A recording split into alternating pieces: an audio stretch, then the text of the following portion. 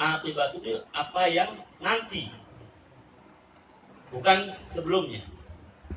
Apa yang mau kita songsong. Kalau kehidupan akhirat itu maknanya. Tapi kalau kehidupan dunia, Allah katakan wal aqibatu lil muttaqin, perjalanan zaman ini, akhir zaman ini, kemenangan itu bagi orang yang bertakwa. Yang sekarang ini orang sudah banyak yang pesimis. Kalau mau benar, sekarang tidak bakal menang. Kalau tidak ngikut apa yang ada. Ya. Maka dua kalimat ini mencetak ulama dan pemimpin, berarti minimal tahfidz ini, apa yang buat ini ke depan nanti menyongsong kemenangan. Di mana tidak lagi diharapkan benturan antara ulama dan umara. Tapi dia ulama, dia juga umara. Dia umara, dia juga yang ulama. Jelas.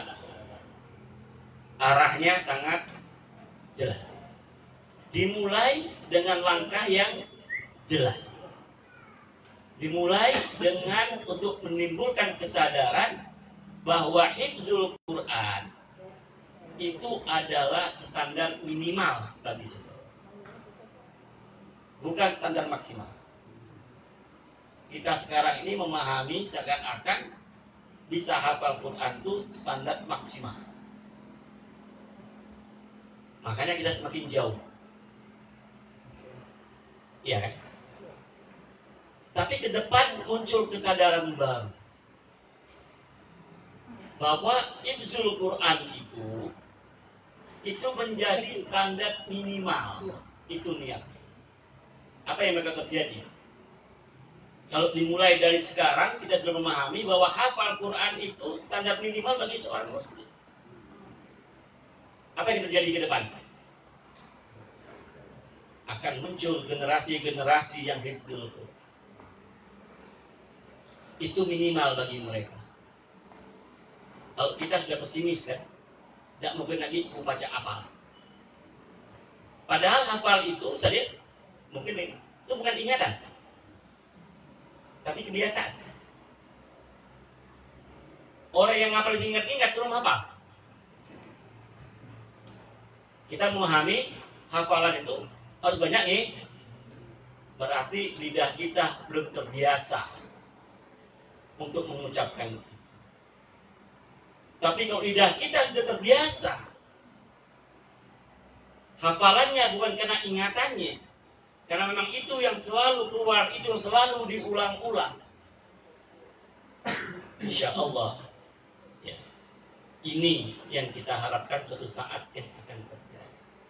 Mungkin wa'aqibatul muttaqin itu pada generasi itu, mungkin baru nampak kemenangan yang sebenarnya. Kan begitu, itu yang saya yakin. Sehingga mudah-mudahan di sini menghadapi era yang seperti ini, saya meyakini itu, ya, dalam hidup ini satu yang belum saya dapatkan, yaitu saya belum hafal. Itu yang sedang dirintis, itu yang sedang kepengen. Mengapa begitu? Karena Quran kalamullah. Yang kita hafal itu, yang kita baca, kita ulang itu bukan perkataan manusia, perkataan Rabbul Bashar. Kan? Maka saya berdoa kepada Allah, mudah-mudahan diberi kesempatan kalau dapat. Sebelum meninggal, bisa hafal. Bukan jadi bupati, bukan jadi gubernur. Ini harapan kita semua. Munculkan kesadaran. Berat, memang berat. Tapi harus. Tidak mungkin ngapal lagi umur sekian. Tidak. Ya. Hafal Quran itu yang penting bagaimana kita terus berusaha berikhtiar. Memperbanyak lisan kita, lidah kita untuk berinteraksi dengan Al-Quran. Dia akan dimulai. Jadi tabatul istiqomah. Ya, ini sudah benar jalannya. Itu yang harus kita rintis. Terus mengatakan tidak perlu lagi menghafal, hati-hati. Ya, sekarang ini mulai tren, jangan banyak menghafal.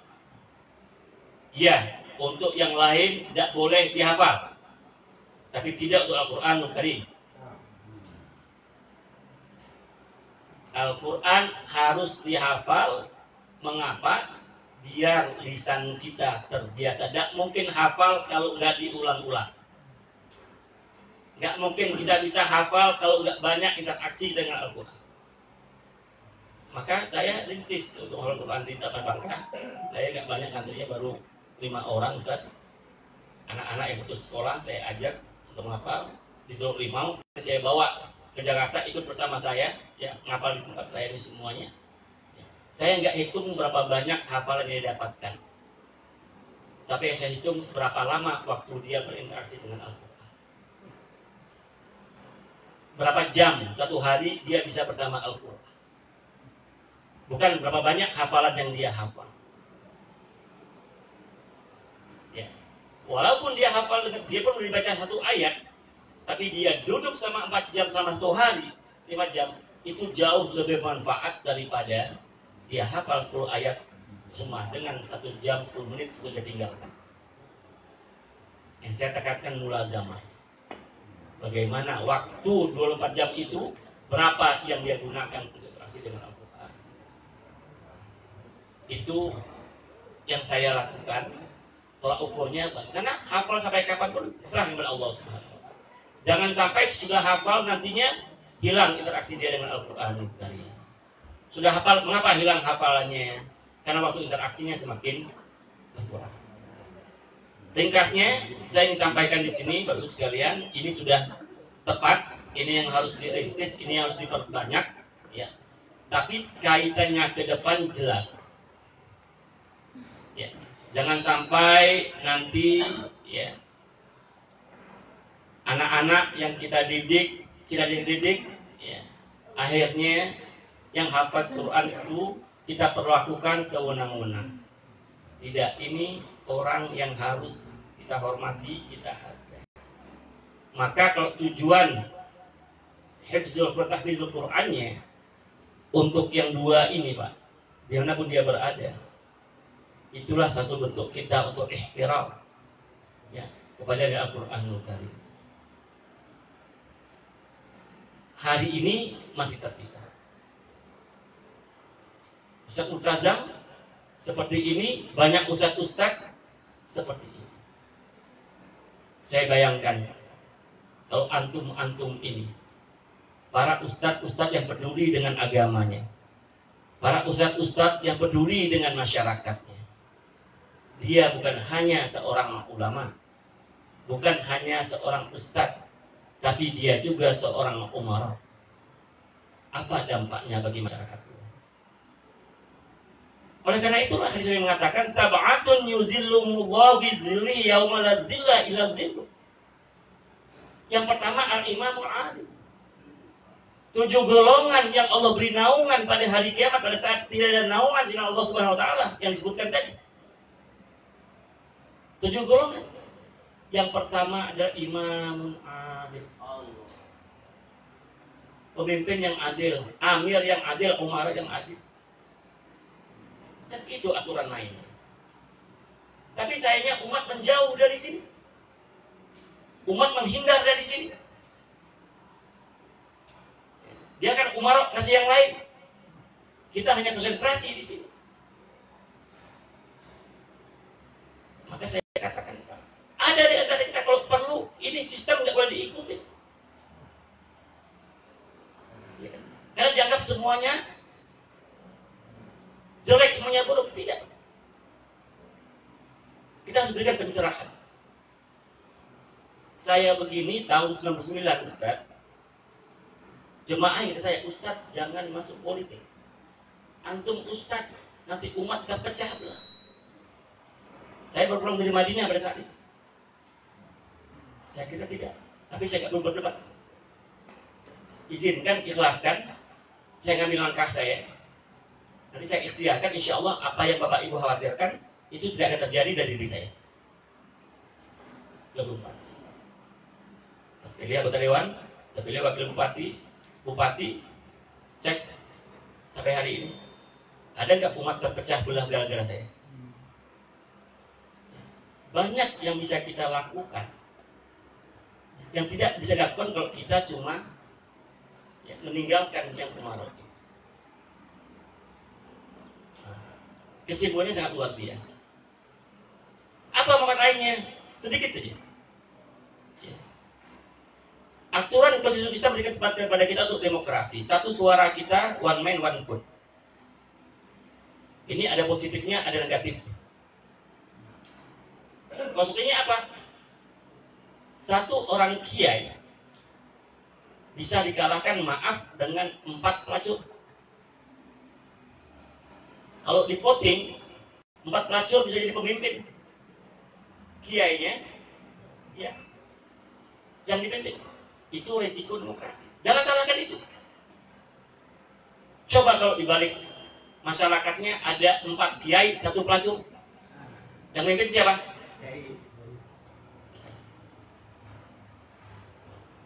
Coba bayangkan kalau masyarakatnya banyak yang baik daripada banyak yang jahat. Yang memimpin siapa? Yang baik kan? Alhamdulillah. Kita bangsa ini, umat muslim mayoritas. Oke. Saya tanya, yang baiknya mayoritas atau minoritas? Yang sadarnya mayoritas atau minoritas?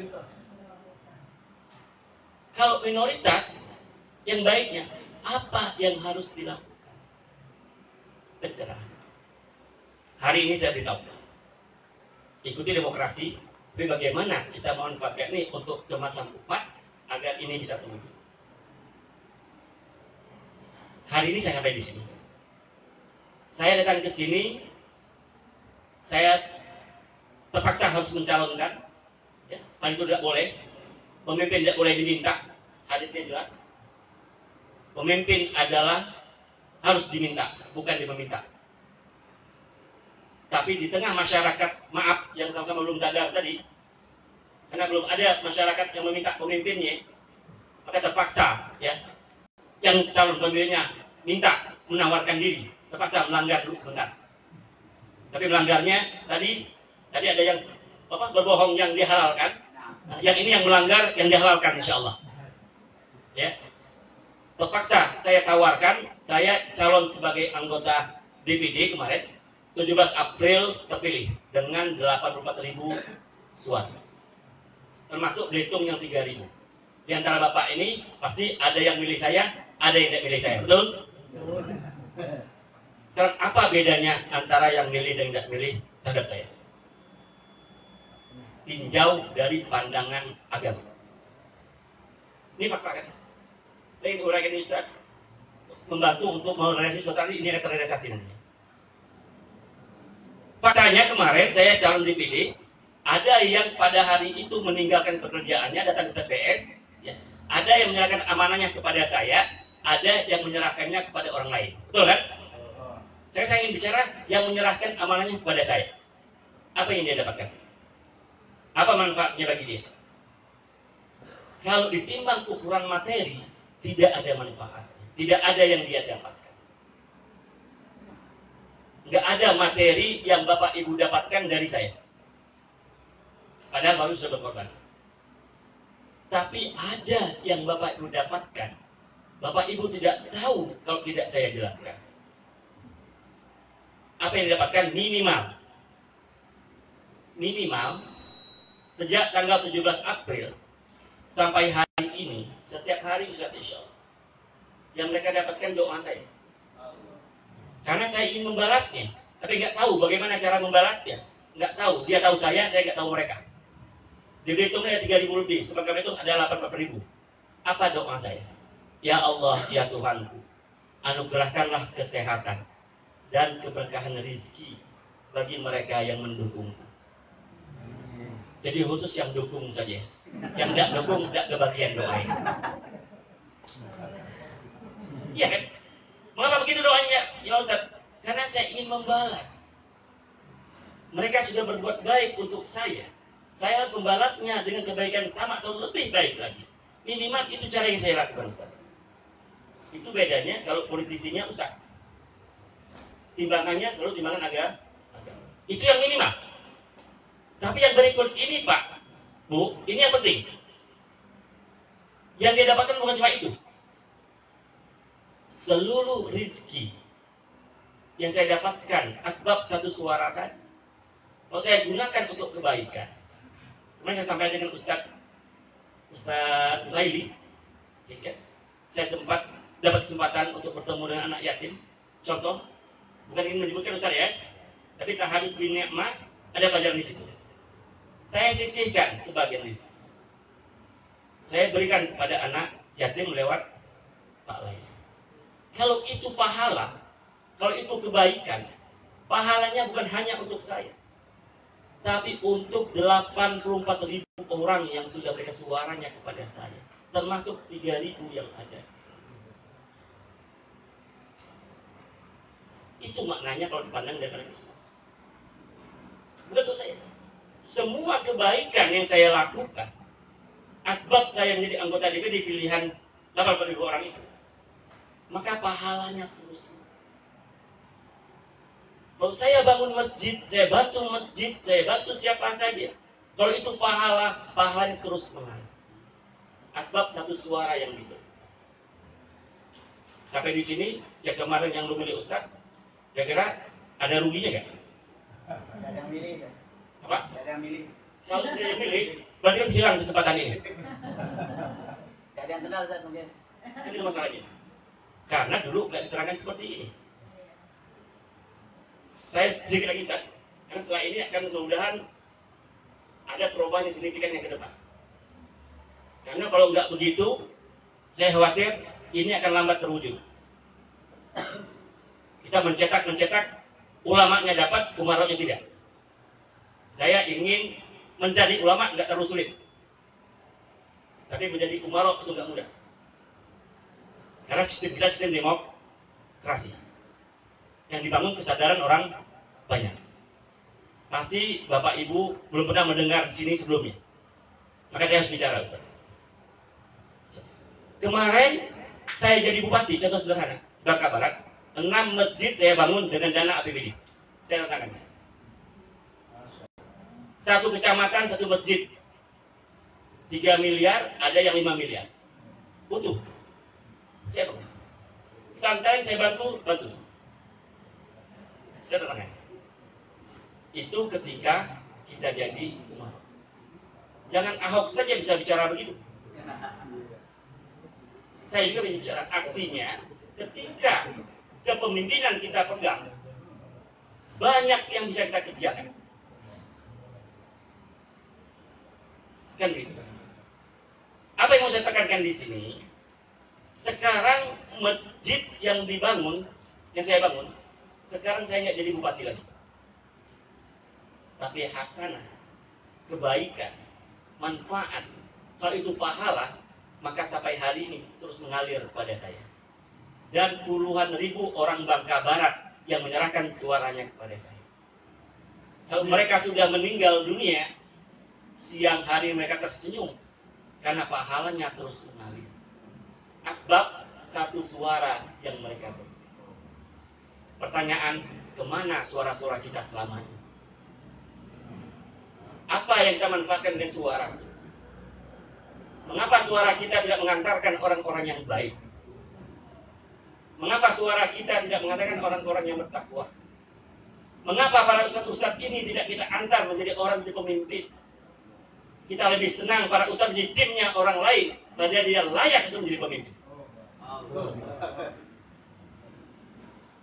Saya ingatkan para asatidz, Anda yang berhak untuk menjadi umarok, Anda ulama, Anda yang harus menjadi umarok, sehingga apa yang disebutkan sini bukan retorika, tapi cita-cita yang kita wujudkan. Jangan para ustadz menjadi timnya orang lain. Yang kita rendahkan.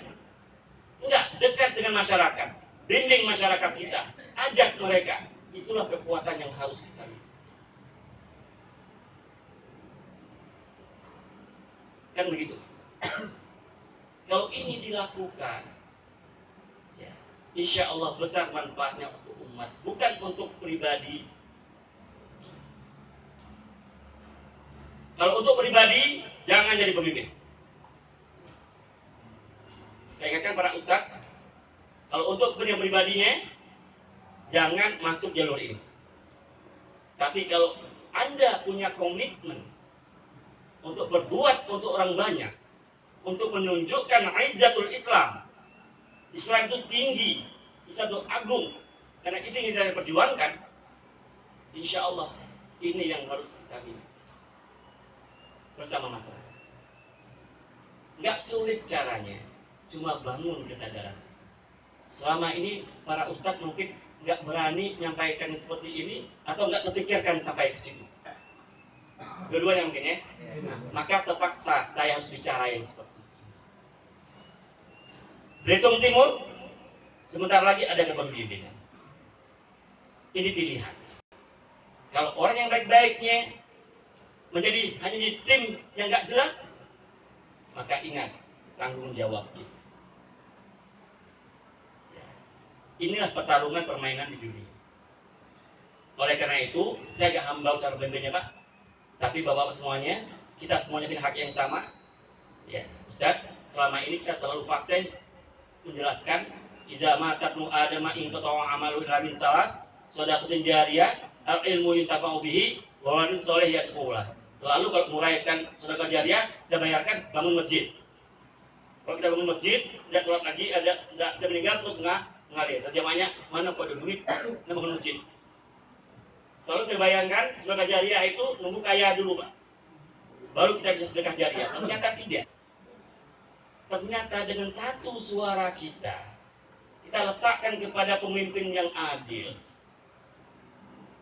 maka sedekah jariah kita terus mengalir. Ibarat satu suara tadi, orang buka rekening Pak. Tapi yang masuk bukan duniawi, yang masuk bukan jilbab, yang masuk bukan beras, bukan duit, bukan. Rekeningnya yang masuk adalah pahala semua. Sampai di sini Bapak Ibu sadar betapa berharganya suara kita.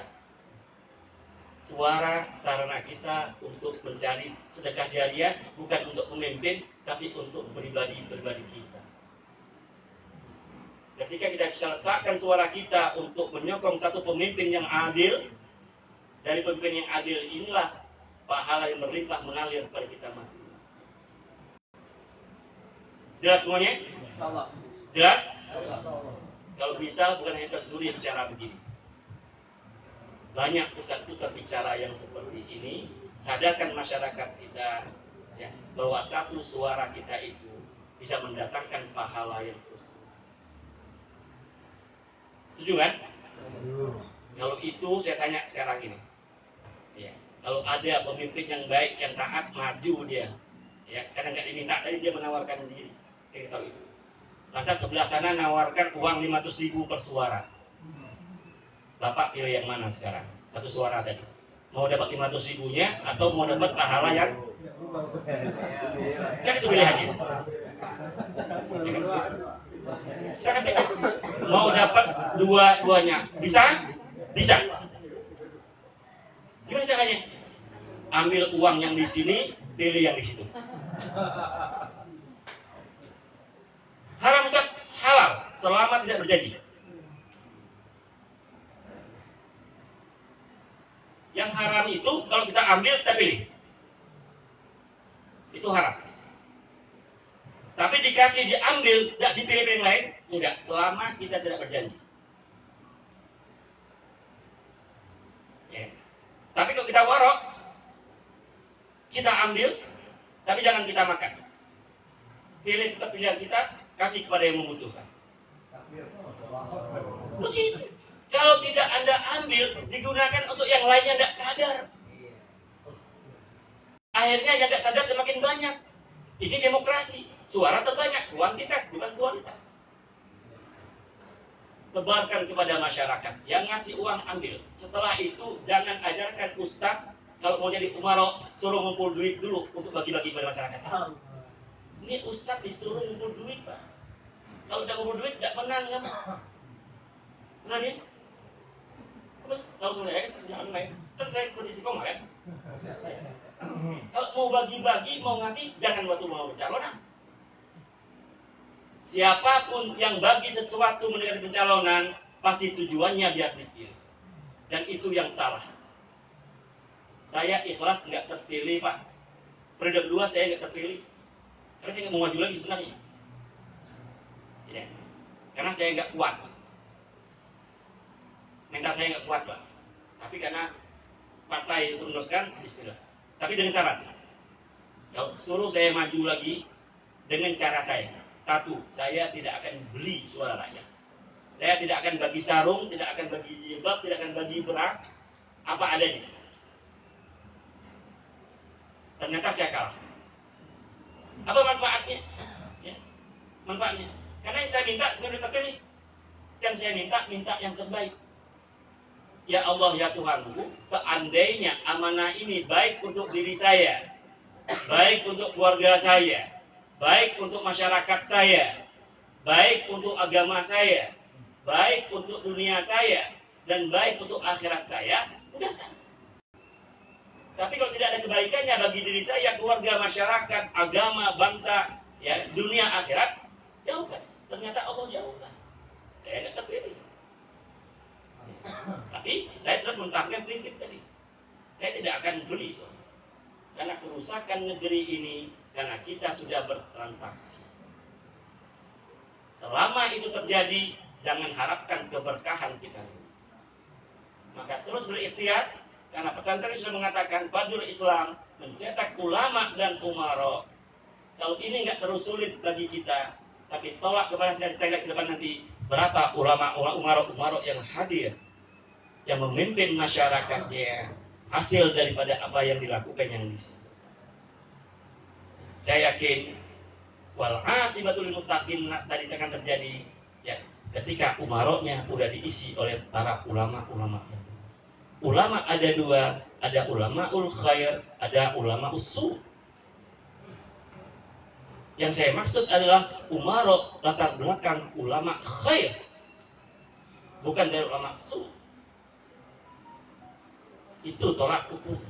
Oleh karena itu, ya kemenangan itu apabila ulama-ulama khair, ada para pemimpin umar terjadi, terpilih, tapi dia dari bagian ulamaul khair. Lalu ada perubahan untuk umat. Karena Nabi sudah katakan juga, ulama itu ada dua golongan. Ada ulama yang khair, ada ulama yang su. Kalau apa yang kita hari ini, kita nggak usah kaget, memang itulah atau lainnya. Masih pasti terpecah menjadi dua golongan kan. Sama-sama menggunakan sama agama, sama ulama. Sudah fokus saja, jangan sibuk ngurus orang. Ya. Tapi fokuskan kita dengan jemaah semuanya. Bismillah, tujuannya sangat jelas. Nah, jadi dua sisi yang ingin saya siapkan. Pertama sisi para yang punya kepemimpinan saya siapkan. Berikutnya Pak, masyarakat yang kita bina, jangan biarkan mereka. Sudah kita bina mereka, ada satu yang kita diamkan saja, saya netral saja, terserah Ika mau kemana. Inilah kesalahan besar yang kita lakukan.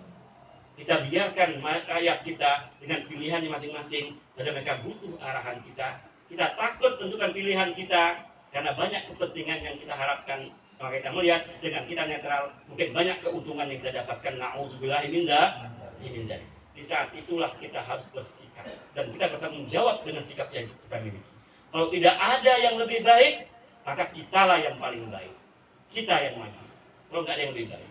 Tapi kalau ada yang dianggap lebih baik dan menjawabkan, mari menyatakan sikap kita agar umat ikut bersama-sama kita dan kita bertanggung jawabkan atas pilihan kita. Inilah konsekuensinya kita hidup di negara demokrasi. Pertarungan bukan hanya kualitas, tapi kadang-kadang kuantitas menjadi persoalan. Terbanyak jumlah orang yang baik, insya Allah akan kita dapatkan pemimpin-pemimpin yang baik. Wallahu a'lam bishawab. Mungkin itu yang saya ingin berbagi. Maaf Ustaz, ya bukan 10 menit akhirnya 30 menit, saya mengikhlaskan 20 menitnya ya, karena ini sangat penting sekali. Maka saya doakan Pak Bu, doanya tadi minimal ya, saya tambah lagi doanya, ya Allah ya Tuhanku, anugerahkanlah kesehatan dan keberkahan rezeki bagi mereka yang mendukungku dan mereka yang hadir dalam pertemuan kita. Kan itu. Jadi walaupun Bapak Ibu kemarin nggak dapat ulang tahun, tapi karena hadir dengan Ustadz, insya Allah mulai hari ini sampai hari berikutnya, ketika saya berdoa, Bapak Ibu yang hadir ikut mendapatkan doanya tadi. Cuma doa. Tapi kalau yang tadi jariah yang lain, ya, yang saya buat untuk masjid dekat semuanya, mohon maaf, Bapak-bapak, Ibu-ibu belum dapat karena rekeningnya belum dibuka. Ya, terlambat ya, waktu bikin rekeningnya lah habis. Ya kan? Nah, mungkin ujian umur yang ke depan insya Allah. Tapi dengan saya saja, dengan siapa saja yang kita yakini bahwa dia bisa maksimal, dengan dia terpilih jadi umara, banyak manfaatnya untuk umat, pada saat itulah suara kita baru bernilai maksimal. Wallahu a'lam bishawab. Itu yang sudah saya sampaikan. Saya lagi mohon maaf, mohon doa, mudah-mudahan saya tetap istiqomah dalam beramal ya, sehingga sisa umur ini dapat memberikan manfaat yang besar, baik untuk dunia kita maupun untuk akhirat kita insyaallah. Aqulu qouli lakum wassalamualaikum warahmatullahi wabarakatuh. Waalaikumsalam.